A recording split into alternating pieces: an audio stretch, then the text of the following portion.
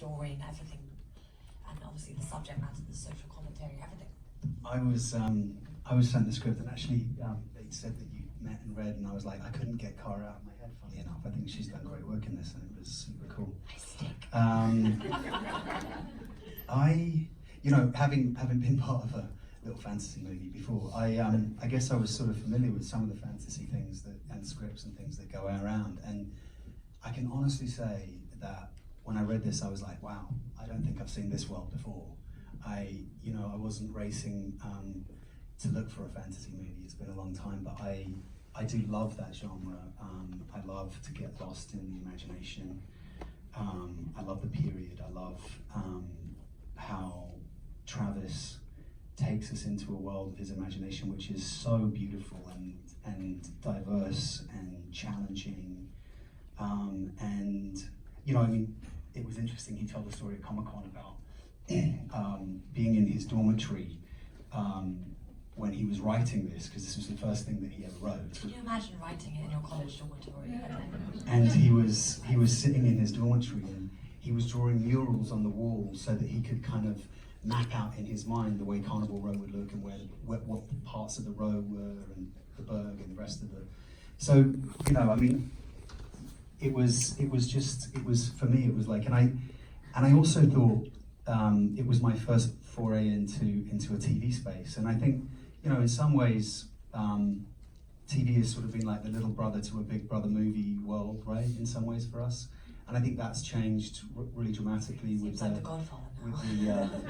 It's changed dramatically with the event of this sort of huge event style TV making. But what I was really sort of diligent about looking at was the character and whether or not how I would sustain, if there was something interesting and for me to sort of explore for like potentially 8 hours for the first season. If we went a second season, which thankfully, thank you, we are. Thank you very much.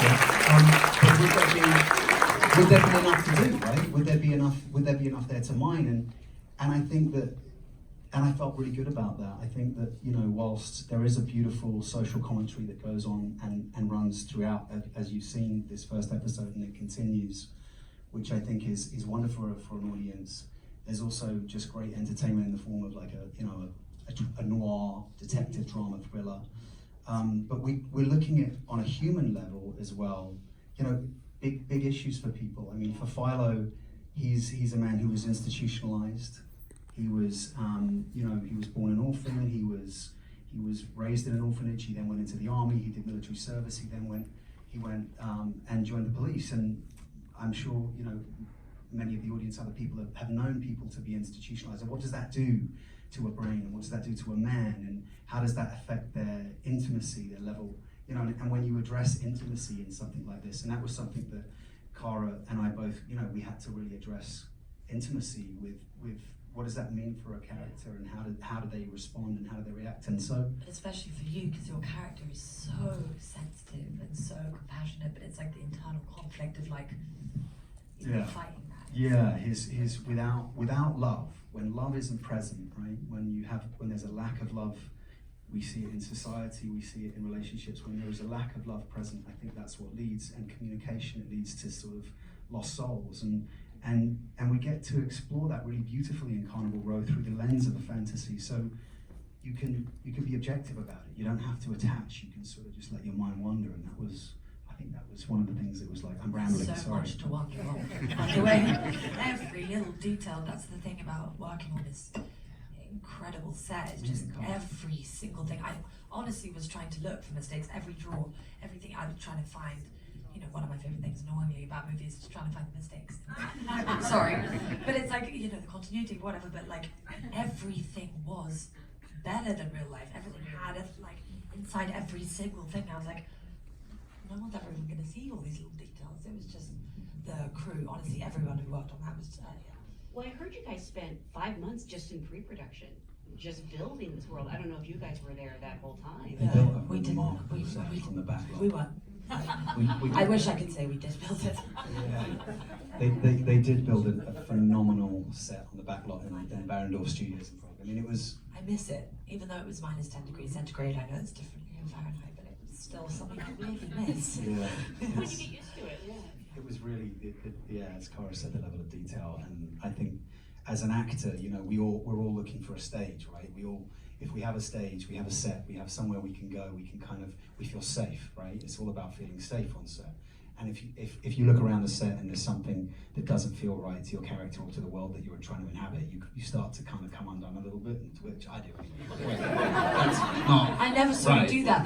That's a good sign. So it was such a huge blessing to have this incredible world laid out before us, because it was like, wow, we can play here, we can like get into the sandbox and really Every extra, the prosthetics, every detail, everything. I mean, I wish you guys were there.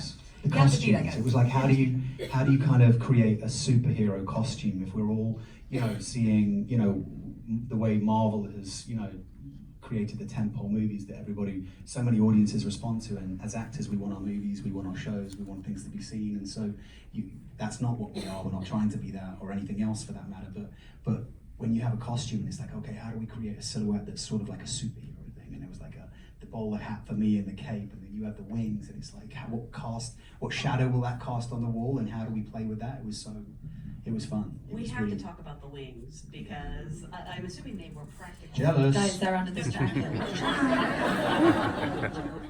Imagine At what point did you, because you said you went in with sides, you didn't have a full script, at what point did you realize you get to fly? pretty much straight away. I just knew she was Fast.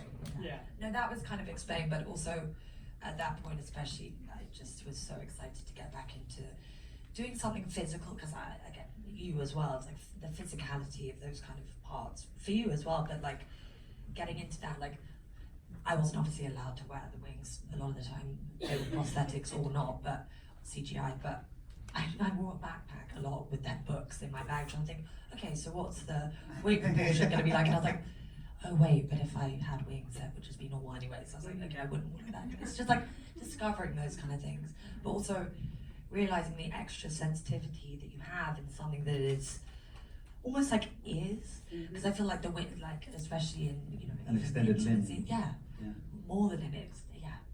So you didn't actually. She had to do an awful lot of stunt stuff as well, stunt rehearsals, and it's not easy, like being, as maybe some of you know as well, it's not easy being flown in on a wire to land on a mark on the edge of a thing, and then there's. It's not easy, but it's also my favorite thing. I did Peter Pan when I was a kid, so honestly, Really? getting on wires again, I was just like, Were you Peter Pan? yes. Oh. Yeah. I mean, I was the understudy, and it was one day. I was very happy. You were the understudy, but you went on? Yeah, because the one day that the main actor got sick. Are you terrified? Are you terrified? No, I was so ready. Really? By the way, the wires were nothing in comparison to this. It was literally like, yeah. See, that's why she's vignette stamos in our show, because she's like, I'm ready. Head first. Yeah, but also being graceful on wires is a lot harder than you would think.